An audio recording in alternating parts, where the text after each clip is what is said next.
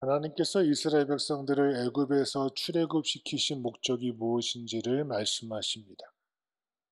나는 너희의 하나님이 되고 너희는 나의 무엇이 되리라? 백성이 되리라. 하나님 우리를 구원하신 목적도 똑같습니다. 우리가 하나님의 무엇으로 살아가는 것? 백성으로 살아가는 것. 거룩한 백성의 길을 걷는 것. 그 거룩한 백성의 길을 걷는 무리를 성경은 성도라고 합니다. 거룩한 무리. 이 성도가 누릴 영광이 있습니다. 오늘 본문은 베드로가 쓴 편지입니다. 언제 썼느냐? 여러분 잘 아시는 네로 황제가 자기의 폭정을 갖다가 여론을 돌리기 위해서 로마에 불을 지르고, 그리고 그 방화범을 누구한테 뒤집어 씌우죠? 그리스도인에게 뒤집어 씌웁니다. 그때부터 로마의 기독교 박해가 250년 동안 10대 황제의 박해가 시작이 되어집니다. 엄청난 박해가 있습니다. 그 정말 어처구니 없잖아요. 구원의 복음을 증거하는 기독교를 향하여 온갖 루머를 퍼뜨리고 잘못된 소식을 전하고 또 짓지도 않은 죄를 뒤집어 씌워서 기독교인을 박해합니다. 이때 이 사실을, 이 역사를 목도하면서 쓴 편지가 뭐예요? 이 베드로 서신이에요. 여러분, 예수님께서 AD 27년경에 하나님의 은혜로 승천하셨거든요. 그러면 그때 베드로의 나이가 못되어도 예수님보다 10살 이상은 많지 않았겠어요? 그렇죠? 베드로가 그때 40년이라면 그 일이 있은 지 벌써 44년이 지났습니다. AD 64년경이니까 38년 정도가 지났습니다. 그러면 거의 8순, 만약에 50이 넘었다면 거의 9순이 다 돼가는, 그렇죠? 8순 또는 9순이 다 돼가는 베드로가 노구의 몸을 이끌고 있어요. 베드로가 어떤 사람입니까? 믿음의 산전수전 다 겪었잖아요. 성령의 은혜를 충만히 받기 전에는, 그렇죠, 그저 갈릴리 바다에서 물고기나 잡던 그가 하나님의 은혜로 제자가 되어지고 사도가 되어지고 주님을 따르겠다고 그렇게 호언장담했던 그가 십자가 앞에서 예수님을 3번이나 부인하고 저주하고 욕하고, 그쵸? 그리고 주님의 부활을 목도하고도 뭐예요? 물고기나 잡으러 가고, 주님의 명령에 마지못해 예루살렘에서 기도하다가 뭘 받아요? 성령의 충만한 은혜를 받고 예수님을 에게 사형 선고를 십자가형으로 죽이게 만들었던 그 산헤드린 공의 앞에서 담대히 예수님을 증언하고 부활의 증인으로 우뚝 서게 되어지고, 그가 점점 성숙해지고 변화되어져서 이제 어디까지 와서 로마에까지 와서 복음 증거하는데 엄청난 세상의 불의와 악한 것을 보잖아요. 오늘 사도 베드로가요, 그 고난 가운데 있고 말도 안 되는 핍박을 당하고 어려움 속에 있는 초대교회 교인들, 아마 우리가 당하는 이 현재의 어려움보다 1000배, 1000배 더 어려웠을 것 같아요. 예수 믿는 게, 예수 믿는 것 때문에 죽임을 당하고, 예수 믿는 것 때문에 고초를 당하고, 예수 믿는 것 때문에 억울한 죄를 뒤집어 쓰고 살아가는 초대교회 교인들, 그 신앙 엄청나지 않습니까? 그러기에 사도 베드로도 이미 노구의 몸을 이끌고 이제 8순이 됐든 9순이 됐든 그 나이든 몸을 이끌고 복음 앞에서 위로하며 소망을 주는 책이 바로 뭐예요? 베드로 전서와 후서예요. 그럼 힘들고 어려울 때마다, 낙심되고 절망할 때마다 어디 읽으십시오? 베드로 전서와 후서를 읽으십시오. 거기에서 말씀 속에서 위로를 받고 힘을 얻습니다. 어째 올해 24년도 마지막 주의 설교를 무엇을 드릴까 고민하는 중에 이 말씀이 눈에 확 들어왔어요. 아, 우리가 성도가 누릴 무엇이 있구나. 영광이 있구나. 세상이 우리에게 만족을 주지 못할지라도, 내게 주어진 상황과 환경이 우리에게 기쁨을 주지 못할지라도 그것과는 비할 수 없는 영광이 우리에게 보장되어 있구나. 첫 번째 따라 하실까요? 산소망의 영광이 있습니다. 3절과 4절 말씀 시작. 우리 주 예수 그리스도의 아버지 하나님을 찬송하리로다. 그의 많으신 긍휼대로 예수 그리스도를 죽은 자 가운데서 부활하게 하심으로 말미암아 우리를 거듭나게 하사 산 소망이 있게 하시며 썩지 않고 더럽지 않고 쇠하지 아니하는 유업을 있게 하시나니 곧 너희를 위하여 하늘에 간직하신 것이라. 아멘. 우리 그리스도인들에게는 죽어도 소망이 있습니다. 할렐루야. 죽으면 끝이 아니에요.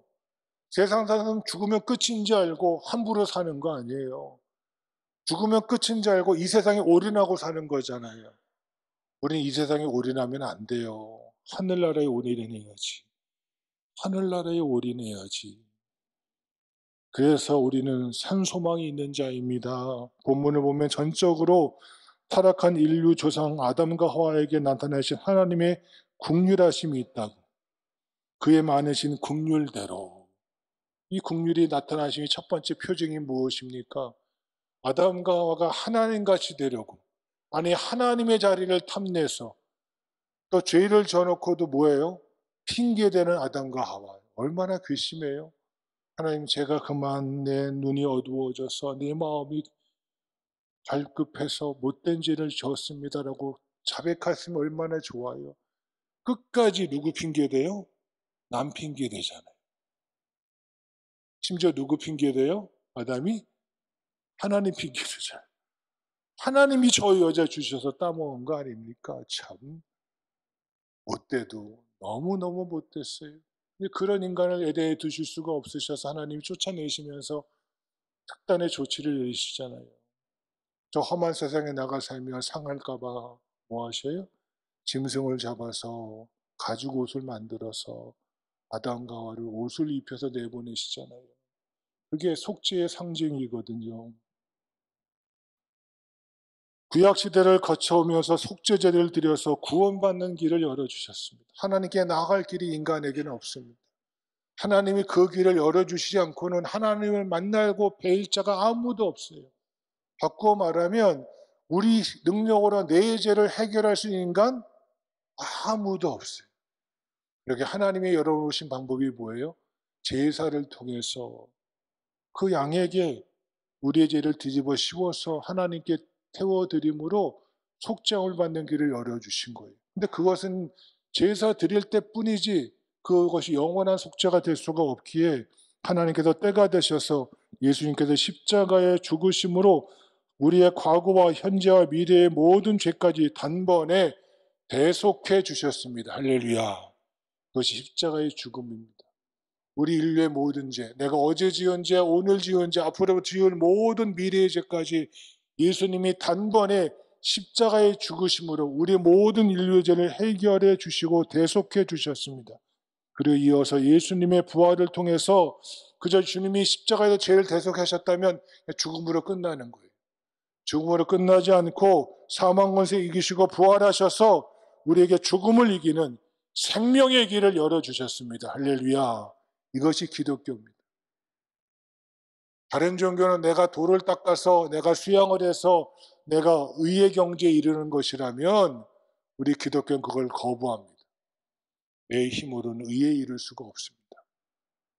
예수님이 나를 의롭게 하셨고 나에게 하늘의 산 소망 주셨기에 그 은혜 입은 자로서 은혜 받은 자답게 살아가는 것이 신앙인의 생활이지, 내가 무엇을 행함으로 의에 이르거나 구원에 이를 방법은 우리 인간에게는 있을 수가 없다. 이게 기독교의 진리입니다. 그리고 그 은혜를 입었을 때 그 은혜가 너무 큽니다. 그런데 여기서 끝나면 객관적인 사건이 될지라도 나의 것은 되지 못합니다. 오늘 본문 말씀 다시 보실까요? 다 함께 3절 말씀 시작. 우리 주 예수 그리스도의 아버지 하나님을 찬송하리로다. 그의 많으신 긍휼대로 예수 그리스도의 주를 죽은 자 가운데서 부활하게 하시고 말미암아 우리를 뭐하게 하사 거듭나게 하사. 하나님은 십자가와 부활을 통하여 죄를 대속해 주시고 부활을 통하여 우리에게 생명의 길을, 부활의 길을 열어주신 하나님의 객관적인 사건이 여기 있습니다. 이것이 누구의 사건이 되려면, 내 것이 되려면 하나님이 뭐 하셔야 돼요? 거듭나게 하시는 은혜가 내게 부음받아져야 돼요. 너희가 그 은혜로 인하여 믿음으로 말미암아 구원을 얻었나니 이것이 너희에게서 난 것이 아니요 하나님의 무엇이라 선물이라. 너희 행에서 난 것이 아니니 누구든지 뭐하지 못하게 자랑치 못하게 하려 함이니라. 여러분, 이 구원은요 하나님의 주신 선물인데요, 믿음으로 말미암아. 근데 이 믿음도 내가 갖는 게 아니라고요. 내가 믿어지는 게 아니라고요. 주의 성령이 임재하셔서. 할렐루야. 그러게 니고데모와 예수님의 대화 중에 뭐예요?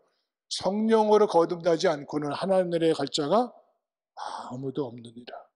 성령께서 내 안에 오셔서 나에게 믿음도 주시고 나에게도 깨닫게 해주시고 성령의 임재를 통해서 내가 하나님의 자녀됨에 감격하게 하시는 그 은혜가 있는 자, 그의 신분이 이 세상 속에 속한 자가 아니라 하나님의 자녀로 신분이 변화될 때 예수의 죽음이 나의 죽음이 되어지고 예수님의 부활이 나의 부활이 되어지고 예수님이 다스리시는 천국이 나의 천국이 되어져서 정말 이 땅에 소망되지 않고 영원한 산소만 가지고 살아가는 자, 이것이 성도가 누릴 영광임을 알고 살아가는 오늘 이 아침에 평강의 모든 권속 한 분 한 분 모두 다 되어지기를 간절히 주의 이름으로 축원합니다.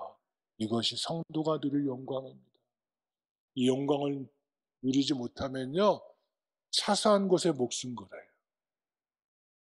아무것도 아닌 것에 그것이 뭐 전부인 것이냐 함부로 말하고 함부로 행동해요. 왜?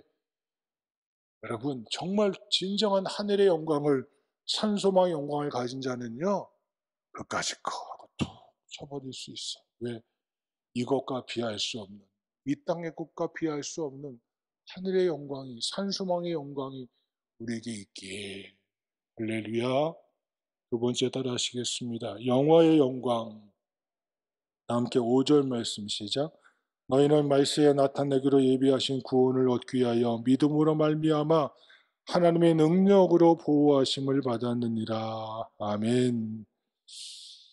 우리의 구원은 하나님의 선택에서 시작되어집니다. 내가 하나님을 선택한 것이 아닙니다. 우리는 하나님을 알 수도 없고 하나님을 만날 수도 없습니다.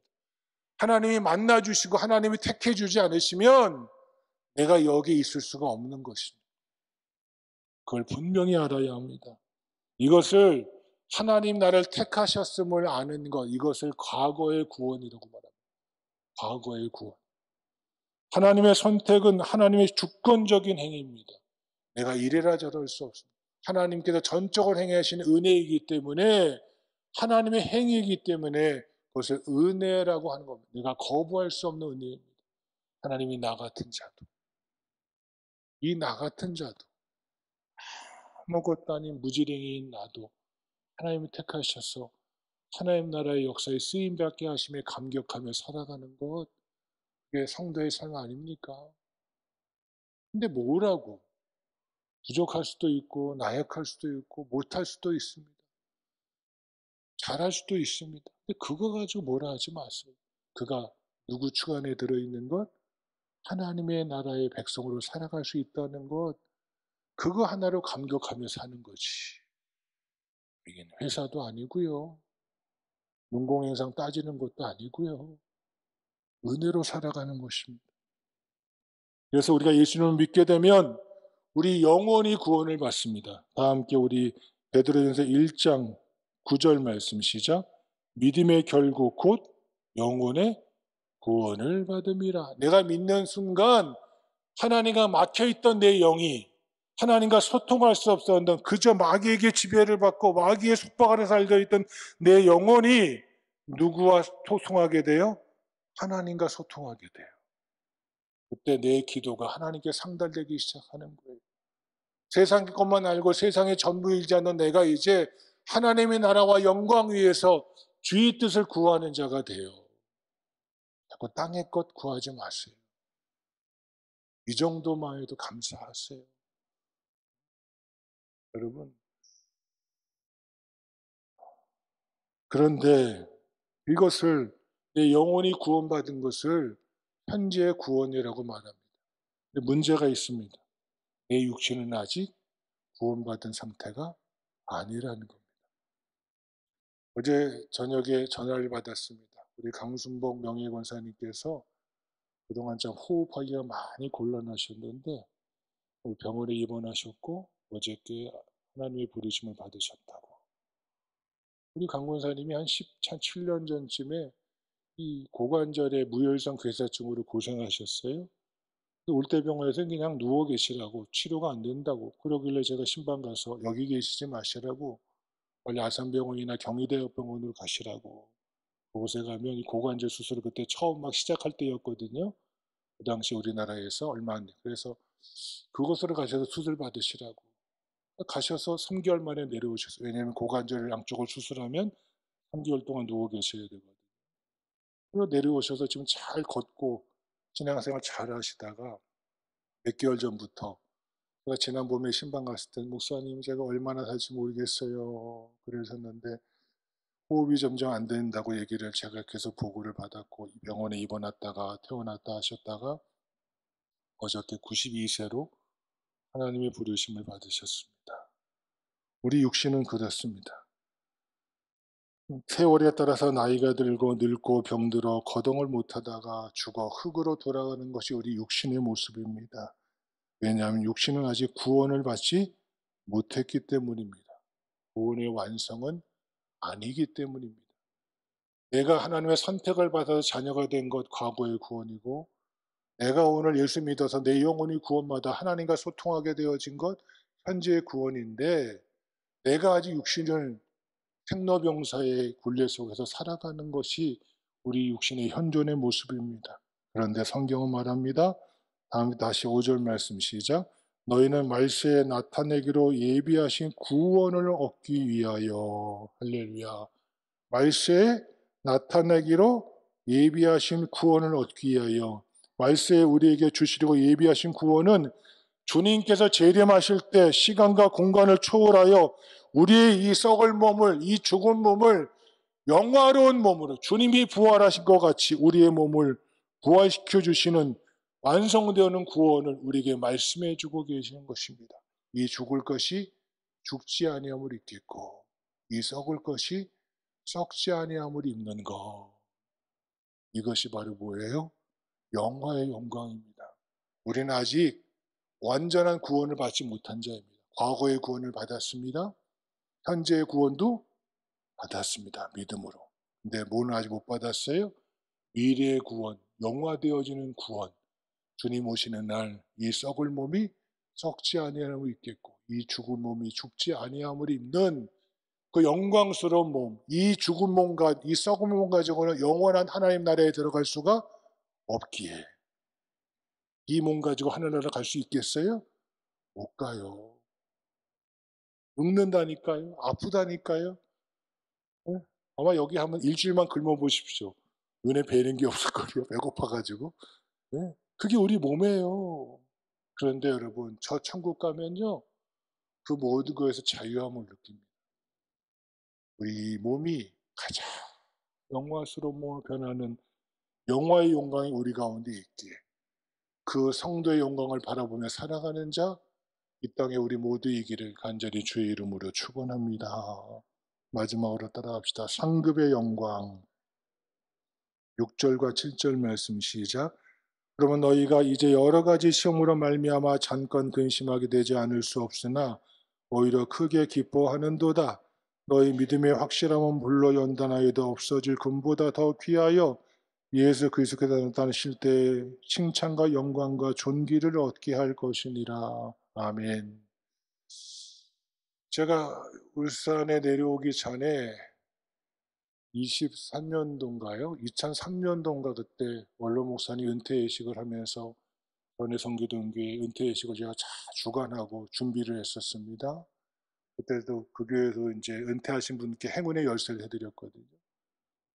그때 금값이 얼마였냐면 2003년도에 제가 했으니까 기억이 나요. 6만 원 했어요. 얼마요? 한 돈에 6만 원 했어요. 제가 어저께 물어봤어요. 우리 금방 하던 지사님께. 지사님, 요즘 금 시세가 얼마입니까? 목사님, 한 돈에 60만 원입니다. 우리가 은퇴주 준비하려고 준비할 때 시세가 50 몇만 원이었거든요. 54만 원, 6만 원이었거든요. 우리는 도매가에서 조금 싸게 샀지만 지금 시세가 얼마입니까 물어봤더니 60만 원이래요. 몇 배가 올랐어요? 10배가 올랐어요. 야, 그때 제가 목사가 아니고 돈이 있었다면 농담이고요. 왜 금이 귀합니까? 왜 변하지 않잖아요. 한결같잖아요. 정금 되려면 몇 번 단련받아야 돼요? 24번. 14번 단련되면 14K, 18번 단련되면 18K, 24번 단련해서 99.99% 만드는 게 뭐예요? 이게 정금이에요. 100%는 안 된대요, 인간의 기술로는. 그래서 24K, 24번 정련해야지만 그게 정금 되거든요. 오늘 본문이 나오잖아요. 금같이 없어지지 않을 질금보다 더, 없어질 금보다 더 귀하여서. 여러분은 어떠십니까? 하나님께서 사도 요한을 통해서 말씀하십니다. 보라, 내가 속히 오리니 내가 줄 상이 내게 있어 각 사람에게 그의 일한 대로 뭐하리라? 갚아주리라. 주님이 직접 하신 말씀이십니다. 주님이 재림하실 때 반드시 상급이 있습니다. 그 상을 받는 자는 최고의 영광이요 영원한 영광을 누리게 됩니다. 주님 오실 때 부끄러운 깃털 모자가 쓰는 자도 있고요. 주님이 예비하신 그 면류관 쓰는 자도 분명히 있어요. 그건 구원의 문제가 아닙니다. 상급의 문제입니다.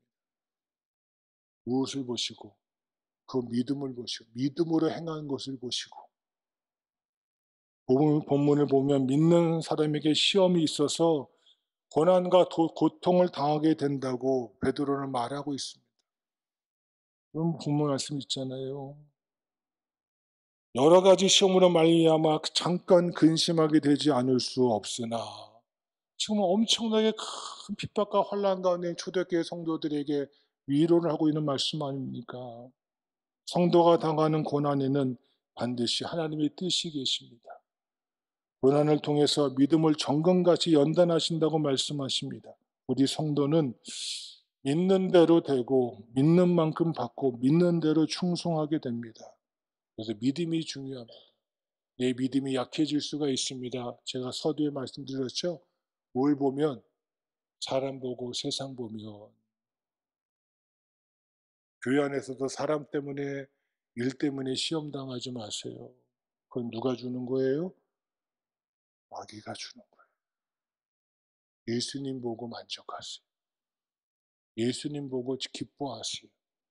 주님 때문에 행하는 것이지 우리가 사람 때문에 행하는 거 아니잖아요. 잊지 마세요. 근데 그 틈을 누가 타요?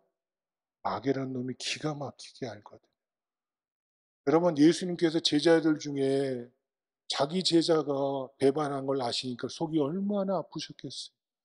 그렇게 믿었는데 이 가룟 유다가 예수님께 대한 기대가 무너지니까 자기 생각으로 꽉 차니까 그때 누가 들어가요? 마귀가 틈을 타서 쑥 들어가서 뭐예요? 예수를 팔마음을 그에게 집어넣은지라. 마귀가 장난칩니다. 자기 생각으로 주님마저 판단할 때 우리는 조심해야 돼요. 내 믿음이 약해지지 않도록 날마다 기도하셔야 돼요. 주님, 우리에게 믿음을 더해달라고.